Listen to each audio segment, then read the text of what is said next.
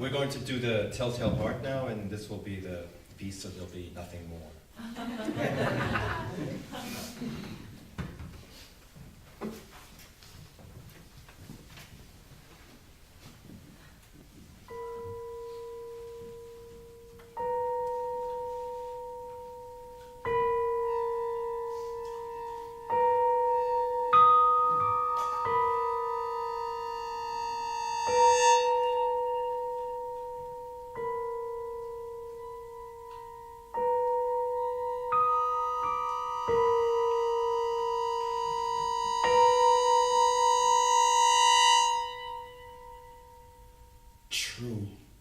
Nervous, very dreadfully nervous I had been and am. But why will you say that I am mad? The disease had sharpened my senses, not destroyed, not dulled them. Above all was the sense of hearing acute. I heard all things in the heaven and in the earth. I heard many things in hell. How then am I mad? Hearken, and observe how healthily, how calmly I can tell you the whole story. It is impossible to say how first the idea entered my brain, but once conceived it haunted me day and night. Object, there was none. Passion, there was none. I loved the old man. He had never wronged me. He had never given me insults. For his gold I had no desire. I think it was his eye. Yes, it was this. He had the eye of a vulture, a pale blue eye with a film over it. Whenever it fell upon me, my blood ran cold, and so by degrees, very gradually, I made up my mind to take the life of the old man and thus rid myself of the eye forever. Now this is the point. You fancy me mad.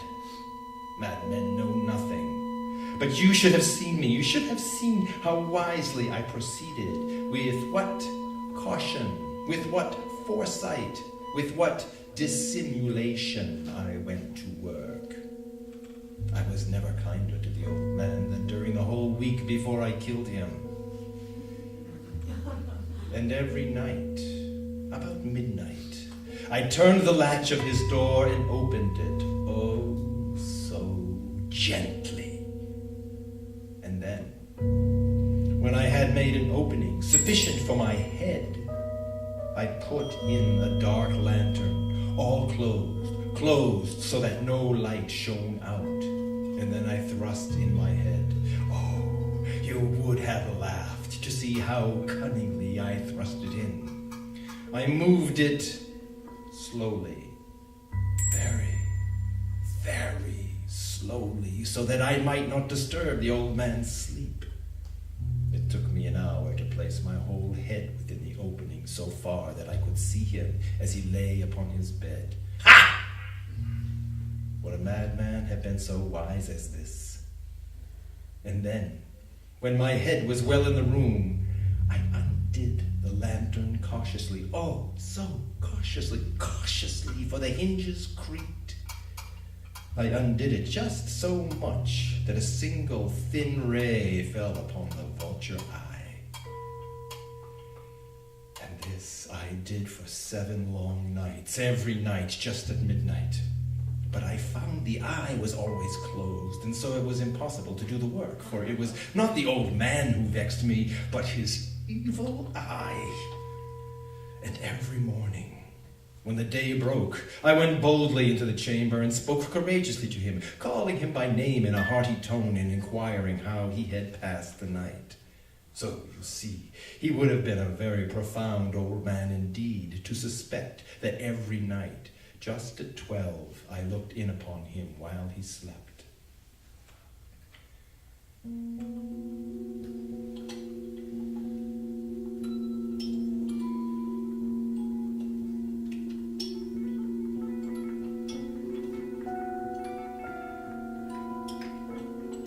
Upon the 8th night, I was more than usually cautious in opening the door.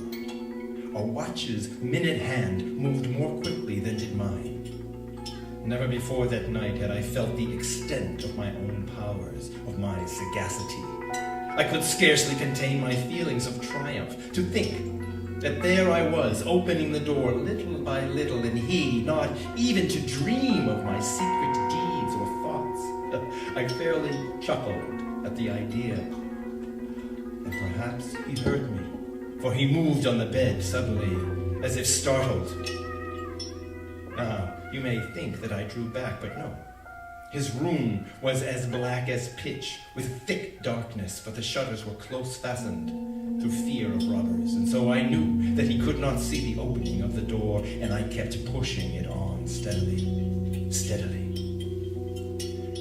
I had my head in and was about to open the lantern when my thumb slipped upon a tin fastening, and the old man sprang up in bed, crying, "Who's there?"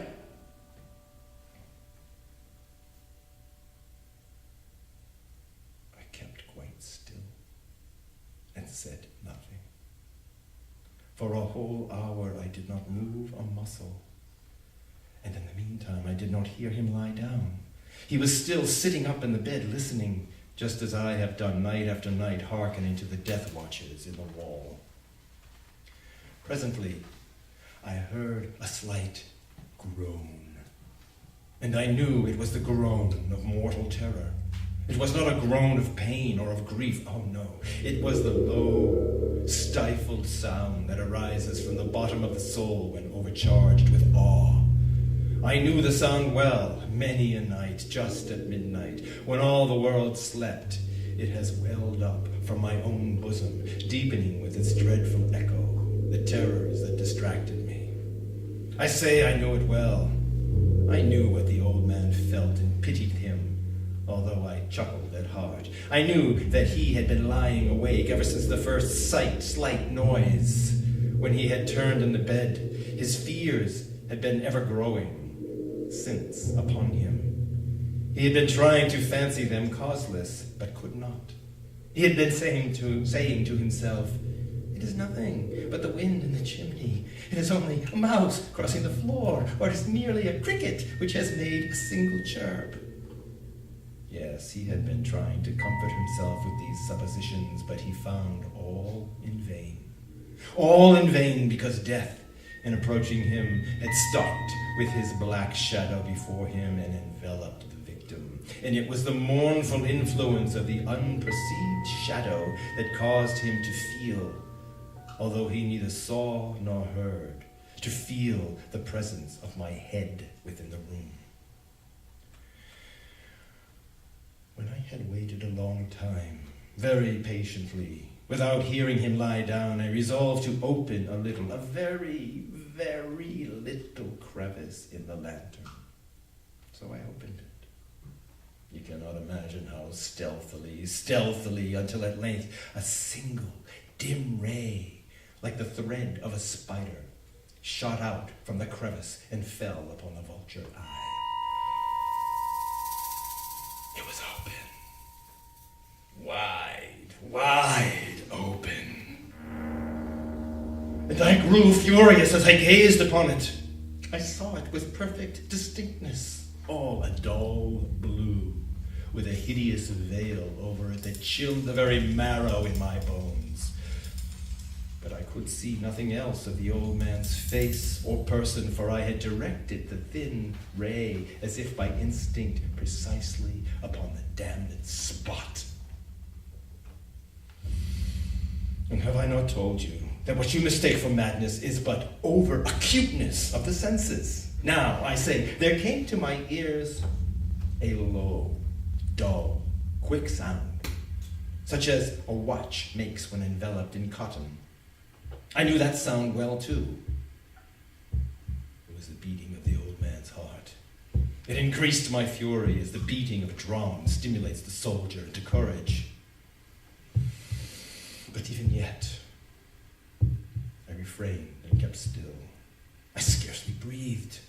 I held the lantern motionless. I tried how steadily I could maintain the ray upon the eye. Meantime, the hellish tattoo of the heart increased.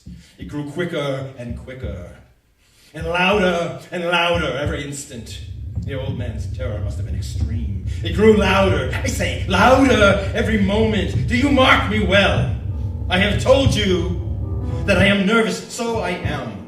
And now, at the dead hour of the night, amid the dreadful silence of that old house, so strange a noise as this excited me to uncontrollable terror. If for some minutes longer I refrained and stood still, but the beating grew louder, louder. I thought the heart must burst. And now a new anxiety seized me. The sound would be heard by a neighbor. The old man's hour had come. With a loud yell, I threw open the lantern and leapt into the room. He shrieked once only. In an instant, I dragged him to the floor and pulled the heavy bed over him. I then smiled gaily to find the deed so far done. But for many minutes, the heart beat on with a muffled sound. This, however, did not vex me. It would not be heard through the wall. At length, it ceased. The old man was dead. I removed the bed and examined the corpse. Yes, he was stone dead. I placed my hand upon the heart and held it there for many minutes. There was no pulsation. He was stone dead. His eye would trouble me no more.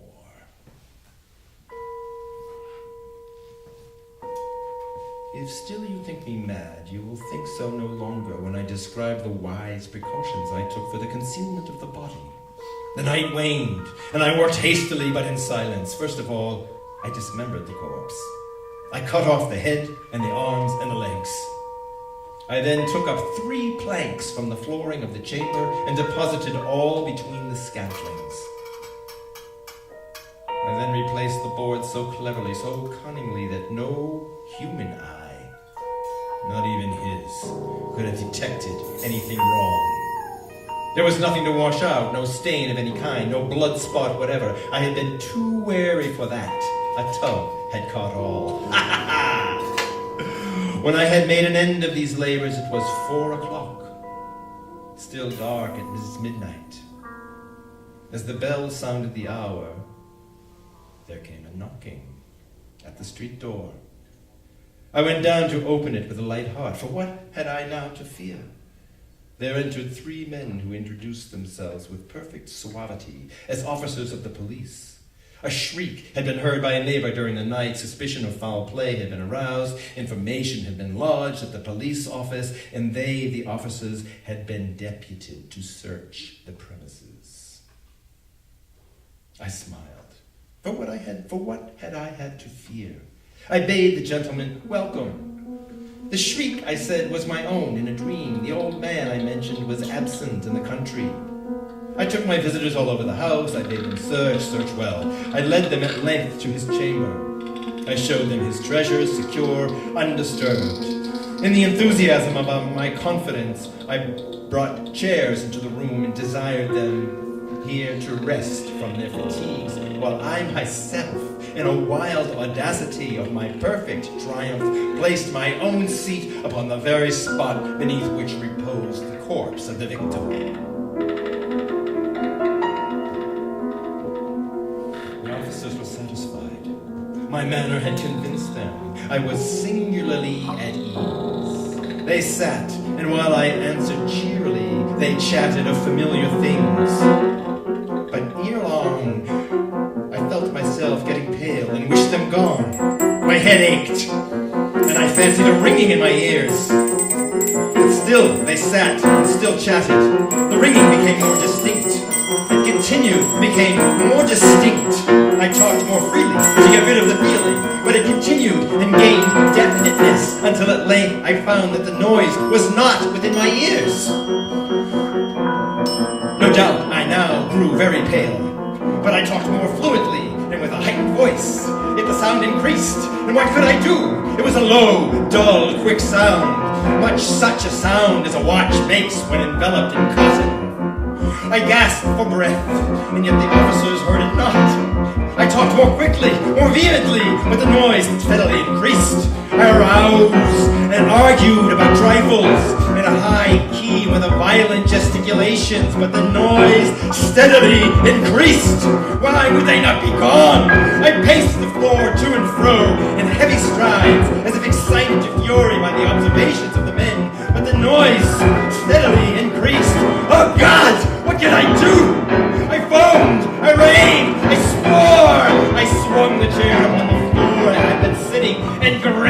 upon the boards, but the noise arose above the wall and continually increased.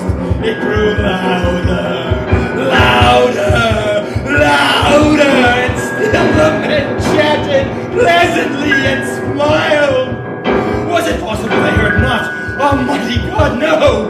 No, they heard, they suspected, they knew. They were making a mockery of my horror. This I thought, and this I think. But anything was better than this agony. Anything was more tolerable than this derision. I could bear those hypocritical smiles no longer. I felt that I must scream or die. And now again, hark! Louder! Villains! I shrieked. Dissemble no more! I admit the deed! Tear up the planks here! Here! It is the beating of his hideous heart!